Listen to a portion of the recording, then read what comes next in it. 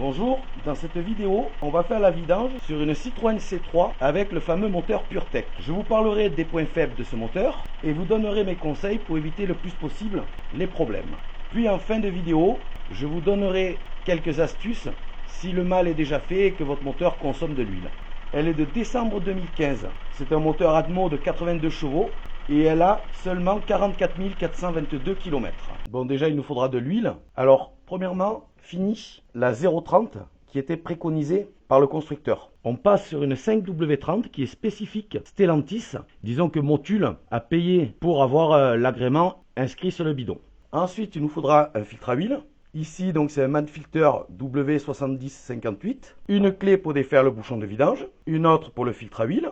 Et enfin, un joint de vidange neuf. J'ai fait tourner le moteur 5 minutes pour chauffer un petit peu l'huile, pour l'aider à mieux couler. Ça la fluidifie un petit peu et elle s'écoule mieux. Allez, on va passer dessous la voiture. On peut apercevoir le filtre à huile, notre bouchon de vidange et la sécurité avant tout. On cale la voiture. Moi, je mets cric plus chandelle en sécurité. On prévoit un bac qui est assez pour contenir l'huile du carter. Vous voyez, elle est bien noire. Pourtant, elle n'a pas beaucoup de kilomètres. Maintenant, on va s'attaquer à notre filtre à huile. Alors là, on fait attention s'il y a une grosse contenance d'huile, du filtre et du conduit qui alimente le filtre. Donc, on prévoit aussi un autre bidon avec des chiffons, tout ce qu'on peut. Là, vous allez voir la contenance du filtre. Mais surtout après, ça continue de couler, même quand le filtre à huile est défait. C'est ça qui est important. C'est vraiment de vidanger le plus possible. Surtout sur ce moteur, on en parlera tout à l'heure. On laisse couler.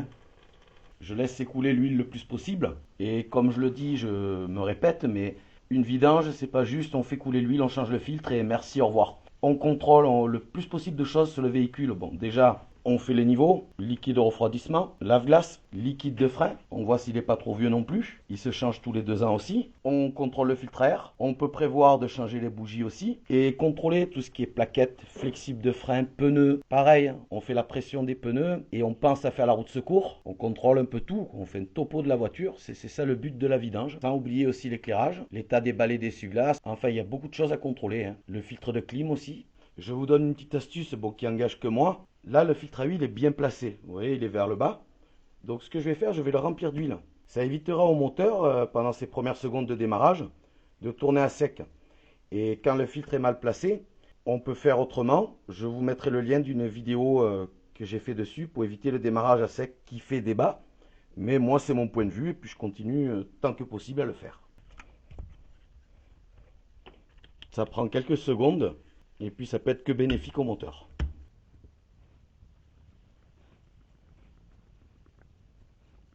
Voilà, oui, ça en comptait quand même pas mal. On peut en remettre encore un petit peu. Regardez la contenance quand même des filtres à huile. Bon, je le monte et puis on retourne dessous. Mon filtre à huile donc est plein et monté. Je l'ai serré fortement à la main. L'huile, elle a carrément fini de couler. Il n'y a plus une goutte qui coule. On va remettre le bouchon de vidange avec son joint neuf. Voilà, on le bloque. Maintenant, je vais remonter mon carter sous moteur, la remettre sur roue et on mettra l'huile dans le moteur. On va remplir le moteur d'huile.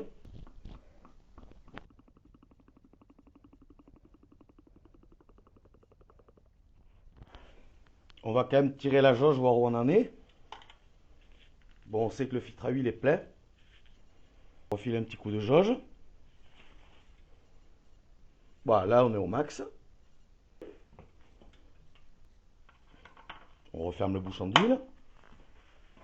On n'oublie pas la petite étiquette qui va bien, avec le kilométrage, la date, ce qu'on a fait sur la voiture. Et maintenant, on va remettre le compteur de vidange à 0. C'est très simple, c'est un compte à rebours.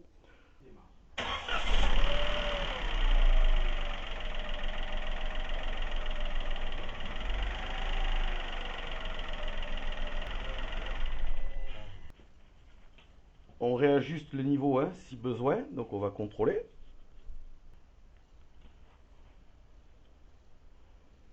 Vous voyez, on est parfait, on est au max.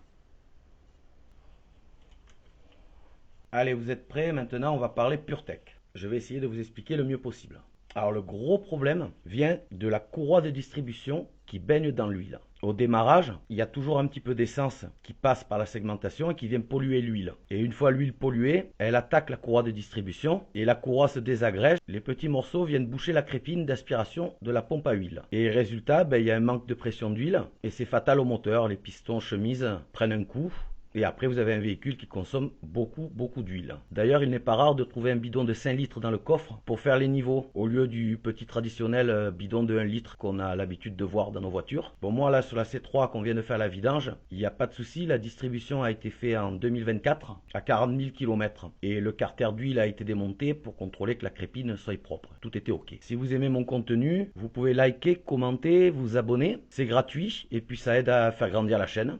C'est sympa. Alors, je vais passer un petit peu à mes conseils. Alors, le premier conseil, il est impératif de faire vidange et filtre à huile tous les ans. Peu importe le kilométrage, que la voiture ait 3000 km ou 5000 km en un an, on vidange. Le deuxième conseil, on oublie l'huile 0W30.